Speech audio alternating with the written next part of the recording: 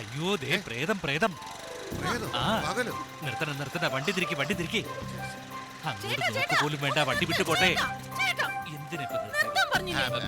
അത് പിന്നെ സംസാരിച്ചു വന്നതുകൊണ്ട് നിന്നെ ശ്രദ്ധിക്കാൻ കഴിഞ്ഞില്ല. ശരി, ഞാൻ പറമ്പിൽ പോയി എന്റെ പണിയെല്ലാം തീർക്കട്ടെ. നിങ്ങൾ സംസാരിച്ചിട്ട് വാ. എനിക്ക് നിങ്ങളോടും കൂടി സംസാരിക്കേണ്ടത്. ഓ, നിങ്ങൾക്ക് തമ്മിൽ സംസാരിക്കാനുണ്ടല്ലേ? അപ്പൊ ഞാൻ പറമ്പിലേക്ക് പോയി ചുറ്റി. എന്താ തമാശ കളിക്കാ? ചേട്ടാ, നിങ്ങളുടെ കല്യാണം കഴിഞ്ഞ് തങ്കമണി ചേച്ചി എത്ര മാസം കഴിഞ്ഞാ ഛർദിച്ചത്? അത് എനിക്കൊരു മകനുണ്ടല്ലോ, പിന്നെ എന്തിനാ ചോദിക്കുന്നത്? കാര്യമുണ്ട്, മറുപടി പറ. 1.5 മാസത്തിനുള്ളിൽ ഛർദിച്ചില്ലേ ചേച്ചി? കല്യാണത്തിന് മുമ്പ് ഞങ്ങൾക്കിടയിൽ ചെറിയ രീതിയിൽ തെറ്റൊക്കെ സംഭവിച്ചിട്ടുണ്ട്. എന്നാൽ ഒരു ദിവസം എനിക്ക് കൺട്രോൾ വിട്ട അവസ്ഥയിൽ ഞങ്ങൾക്കിടയിൽ വലിയൊരു തെറ്റ് സംഭവിച്ചു പോയി. ചേട്ടൻ വളരെ വേഗത്തിൽ കാര്യങ്ങളൊക്കെ നടത്തി. ഇവിടെ ഒരാള് മധ്യവയസ്കനായി, ഞാനും മുതുകലവേ ആയിക്കൊണ്ടിരിക്കുക. എനിക്ക് അച്ഛനില്ല, അച്ഛന്റെ സ്ഥാനത്ത് നിങ്ങളാണുള്ളത്. ഇതൊന്നും മനസ്സിലാക്കാതെ ഇങ്ങേരെ കല്യാണം നാളെയാക്കാം മറ്റന്നാളാക്കാന്ന് പറഞ്ഞിങ്ങനെ നീട്ടിക്കൊണ്ടിരിക്കുക. കാര്യം മനസ്സിലാവുന്ന രീതിയിൽ ഒന്ന് പറഞ്ഞു കൊടുത്തൂടെ?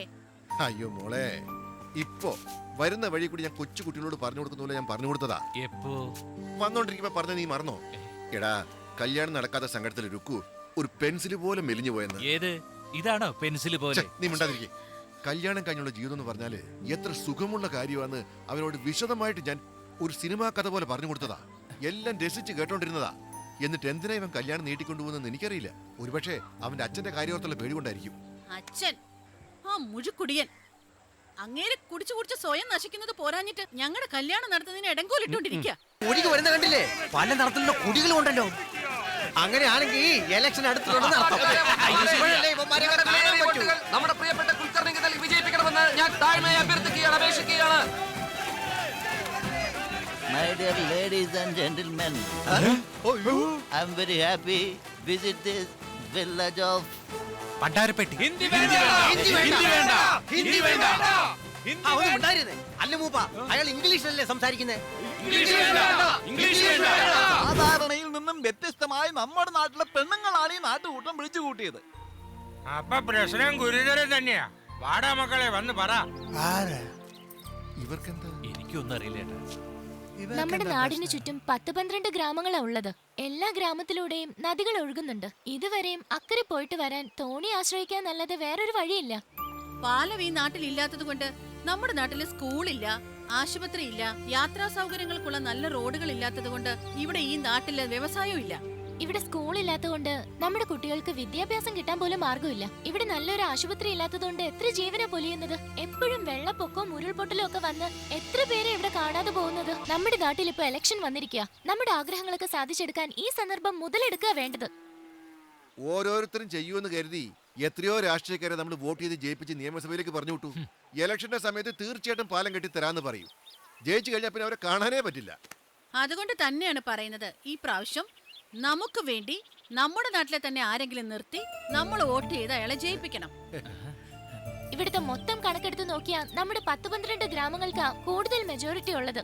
അതുകൊണ്ട് നമ്മൾ ഇവിടെ ആരെങ്കിലും ഒരാളെ നിർത്തി ജയിപ്പിച്ചാ അദ്ദേഹം നിയമസഭയിൽ പോയി നമ്മുടെ ആവശ്യങ്ങളൊക്കെ അവിടെ ഉന്നയിച്ച് പാലം കെട്ടാനുള്ള ഏർപ്പാടുണ്ടാക്കും. നിയമസഭയിലേക്കൊക്കെ പോണോന്ന് പറഞ്ഞാ നമ്മുടെ നാട്ടിലുള്ളവരെല്ലാം കില്ലാടികളല്ലേ? പീതാംബരേട്ടാ, നല്ല വിദ്യാഭ്യാസം ഉണ്ടാവുന്നതിനേക്കാൾ വലുത് 4 പേരെ സഹായിക്കാനുള്ള മനസ്സുണ്ടാവുന്നതാണ്. അങ്ങനെയുള്ള ഒരാൾക്ക് മാത്രമേ നമ്മളെ പോലത്തെ പാവങ്ങളെ സഹായിക്കാൻ പറ്റൂ. ഉദാഹരണത്തിന് ഏട്ടന്റെ കാര്യം തന്നെ നോക്ക്. നമ്മുടെ പിള്ളേരെ പഠിപ്പിക്കാൻ ടീച്ചേഴ്സിനൊന്നും കിട്ടാത്തത് കൊണ്ട് സ്കൂള് പോലും മര്യാദയ്ക്ക് പ്രവർത്തിക്കുന്നില്ല. എന്നാൽ ഏട്ടൻ നമ്മുടെ കുട്ടികൾക്ക് നല്ല വിദ്യാഭ്യാസം കിട്ടണമെന്നുള്ള ലക്ഷ്യത്തോടെ എന്നെ ടീച്ചറാക്കാൻ കഷ്ടപ്പെടുകയല്ലേ. അതുപോലെ മറ്റുള്ളവരുടെ വേദന മനസ്സിലാക്കുന്നവനെയാണ് നമ്മുടെ നാടിന് വേണ്ടത്. അപ്പൊ നമ്മുടെ പീതാംബരേട്ടനെ തന്നെ ഈ പ്രാവശ്യം നമുക്ക് ഇലക്ഷന് നിർത്താം. ഇല്ല, എനിക്കത് ശരിയാവില്ല. എനിക്കും തോന്നി പഠിക്കാത്ത ആൾക്ക് പൊളിറ്റിക്സ് ശരിയാവില്ല. എന്ത് ശരിയാവില്ലെന്ന് നിങ്ങളോട് ആരെങ്കിലും ചോദിച്ചോ? ഏട്ടാ, നല്ല പോലെ ഒന്ന് മനസ്സിരുത്തി ആലോചിച്ച് നോക്ക്. നിങ്ങളുടെ അനിയത്തി TTCക്ക് പഠിക്കാൻ പോയതുകൊണ്ടാ ഇത്രയും നല്ല ഐഡിയ തലയിൽ ഉദിച്ചത്.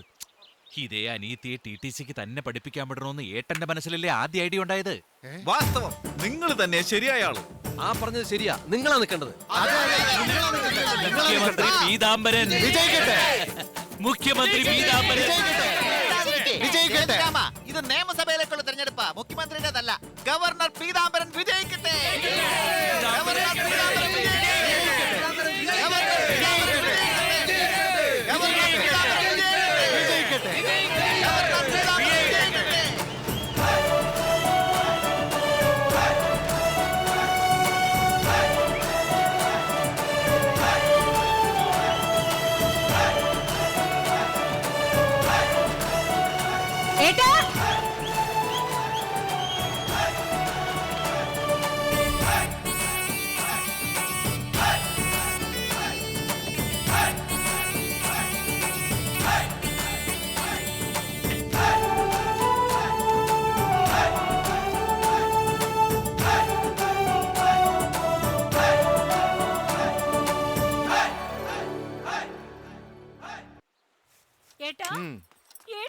എന്താ?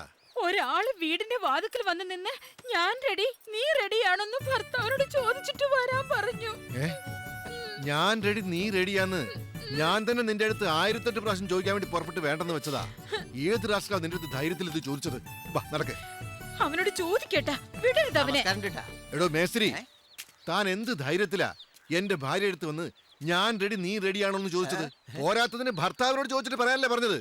അയ്യോ, എന്നെ ദയവായി തെറ്റിദ്ധരിക്കല്ലേ. നിങ്ങൾ എന്നെ മേസ്ത്രി എന്ന് വിളിക്കുന്നില്ലേ? ആ തൊഴിലിന്റെ ആവശ്യത്തിന് വേണ്ടിയാ ഞാൻ പറഞ്ഞത്. എന്താണോ തൊഴിലിന്റെ ആവശ്യത്തിന് ഞാൻ റെഡി നീ റെഡിയാന്ന് ഒന്ന് മനസ്സിലാകുന്ന ഭാഷ പറ. സാറേ, അന്ന് നാട്ടുകാരെല്ലാം ചേർന്ന് ഒറ്റക്കെട്ടായി ആവേശത്തോടെ പറഞ്ഞില്ലേ നിങ്ങൾ തന്നെ MLA ആയിട്ട് ഇവിടെ മത്സരിക്കണമെന്ന്? അന്ന് ഞാൻ മനസ്സിൽ ഉറപ്പിച്ചതാ നിങ്ങൾ തീർച്ചയായും MLA ആകുമെന്ന്. സാറേ, നമ്മുടെ നാട്ടിൽ പാലമില്ലാത്തതല്ലേ പ്രധാന പ്രശ്നം. നിങ്ങൾ MLA ആയി ആ പാലം കെട്ടുന്ന കോൺട്രാക്ട് എനിക്ക് തന്നാൽ ഞാൻ ഒരു കളി കളിക്കും മാഷേ. അല്ല, അറിയാൻ വയ്യായിട്ട് ഞാൻ ചോദിക്കുക, മര്യാദക്ക് നീ എന്തെങ്കിലും ചെയ്തിട്ടുണ്ടോ? ചുമരിന് ചുണ്ണാൻ പഠിക്കാന്നല്ലാതെ. നീ പാലം കെട്ടി കിഴിക്കുന്നു പറയുന്നുണ്ടല്ലോ, നീ കെട്ടുന്ന പാലത്തിലൂടെ ആൾക്കാർക്ക് നടക്കാൻ പറ്റുമോ? അല്ല സാറേ, ഈ പരുത്തി മരത്തിൽ ആരെങ്കിലും സാരി പറിച്ച ചരിത്രമുണ്ടോ? അത് ശരി. അതിനുവേണ്ടി ചില കാര്യങ്ങൾ ചെയ്താലല്ലേ അത് സാരിയായിട്ട് മാറുന്നത്. അതുപോലെ എനിക്കും ഒരു സന്ദർഭം തന്നാലല്ലേ എന്റെ ഉള്ളിലുള്ള കഴിവിനെയൊക്കെ എനിക്കും പ്രകടിപ്പിക്കാൻ പറ്റൂ. ഞാൻ ആദ്യം MLA ആട്ടെ, അതിനുശേഷം ആലോചിക്കാം. നിങ്ങൾ MLA ആവുന്നുള്ള കാര്യത്തിൽ സംശയമില്ല. ഞാനും റെഡിയാ. നിങ്ങൾ റെഡിയായ ഉടനെ ആളെ വിട്ടാ മതി. ഞാനും ഇടയ്ക്കിടയ്ക്ക് അന്വേഷിച്ചോളാം. വരട്ടെ. കോണ്ടാക്ട് എന്തായാലും നമുക്ക്. അയ്യോ പാവം. രാധാമണി ചേച്ചി ഐശ്വര്യമായിട്ട് തങ്ങ് വാങ്ങിച്ചു. അല്ല ഹേയ്, ഒന്ന് നിർത്ത്. എടോ, തന്നോട് ഇനി പ്രത്യേകം പറയണോ? ഒന്ന് നിർത്ത്. എന്താ നിങ്ങളോട് ചെയ്തോണ്ടിരിക്കുന്നത്? പട്ടാ പകല് ഒരു പേടി പോലും ഇല്ലാതെ. ഞങ്ങളുടെ നാട്ടിൽ പോലീസ് സ്റ്റേഷനൊന്നും ഇല്ലായിരിക്കാം, പക്ഷെ ചോദിക്കാനും പറയാനും നല്ല അസല ആമ്പിള്ളേരുണ്ട് ഇവിടെ. തെരഞ്ഞെടുപ്പ് സമയത്ത് കൈക്കൂലി കൊടുക്കുന്നത് തെറ്റാണെന്ന് ടിവിയിലും പേപ്പറിലും വെണ്ടയ്ക്കാക്ഷരത്തിൽ കാണുന്നില്ലേ? ഇത്രയൊക്കെ അറിഞ്ഞിട്ടും എന്ത് ധൈര്യത്തിലാ നിങ്ങൾ ഈ കാട്ടിക്കൂട്ടുന്നത്? ഇത് നോക്ക്, നിങ്ങൾക്കോ കൊടുക്കാൻ പറ്റുന്നില്ല, അത് പോട്ടെ, എന്നാ മറ്റുള്ളവർ കൊടുക്കുന്നത് തടയാൻ ശ്രമിക്കുന്നില്ലേ? അത് മഹാപാപ. ഒരു വീട്ടിൽ വിളക്ക് കത്തിക്കാന്ന് വെച്ചാ എത്ര മംഗളകരമായ കാര്യം അത്. അതും ഞാൻ കൊടുത്ത നിലവിളക്കിലാ കത്തിക്കാൻ പറയുന്നത്. അപശകനം പോലെ അതിന് തടസ്സം നിൽക്കല്ലേ. വെറുതെ കൈക്കൂലി എന്നൊക്കെ പറയുന്നുണ്ടല്ലോ. ഞങ്ങൾ വാങ്ങുന്ന ആൾക്കാരല്ല, കൊടുക്കുന്നവരാ. വാങ്ങുന്നത് ആരാ? ജനങ്ങള്. അതും ഒരു ഗതിയില്ലാത്ത പാവപ്പെട്ടവര്. ആ ജനങ്ങളെയാണോ നിങ്ങൾ കുറ്റം പറയുന്നത്? ജനങ്ങളെ കുറ്റം പറയരുത്. 5 വർഷമായിട്ട് ഈ ഭാഗത്തൊക്കെ കണ്ടിട്ടില്ല. തെരഞ്ഞെടുപ്പ് വരുമ്പോ എന്തെങ്കിലും സാധനം എടുത്തോണ്ട് ഇങ്ങോട്ട് വരും. വെറുതെ കൊടുക്കുമ്പോൾ വാങ്ങിക്കാതിരിക്കോ? എന്തിനാ ഇവന്മാരോട് വായിട്ടലിക്കുന്നേ? അക്കരെ പോയി പോലീസ് സ്റ്റേഷനിൽ പറഞ്ഞ ഇവന്മാരെ തൂക്കിയെടുത്ത് ലോക്കപ്പിൽ ഇട്ടോളും. പോലീസ് സ്റ്റേഷനിലേക്ക് പൊയ്ക്കോ. അവിടെ നിന്റെ പേര് തന്നെ കഞ്ചാവ് കടത്തും ചാരായ കേസും ചാർജ് ചെയ്ത് നിക്കരടിച്ച് അകത്ത് കിടത്തിക്കോളൂ അവര്.